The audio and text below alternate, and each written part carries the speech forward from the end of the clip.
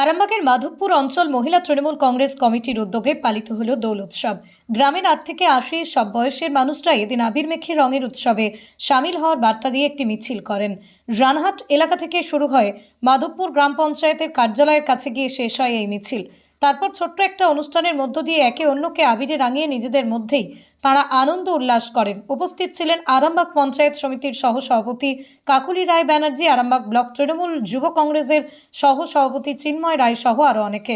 আমরা প্রতি বছরই মাধবপুর অঞ্চল মহিলা তৃণমূল কংগ্রেস কমিটির উদ্যোগে আমরা এই দোল উৎসব করি। এবছরও করছি, দোল উৎসব করি এবং রাখি উৎসব আমরা করি, এবছরও করছি।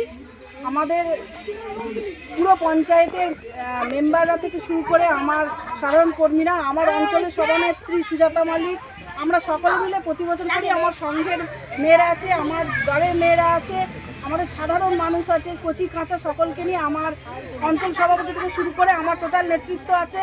মাধবপুর অঞ্চলের সকলকে নিয়ে আমি এই উৎসবটা প্রতি বছরই করে থাকি, এবছরও করছি। আপনার স্নেহের সন্তানের শিক্ষা নিয়ে কি আপনি চিন্তিত রয়েছেন? কোন স্কুলে ভর্তি করাবেন তাকে তা ঠিক করতে পারছেন না? তাহলে আর দেরি কেন? আজই আসুন সারদা বিদ্যাপীঠে।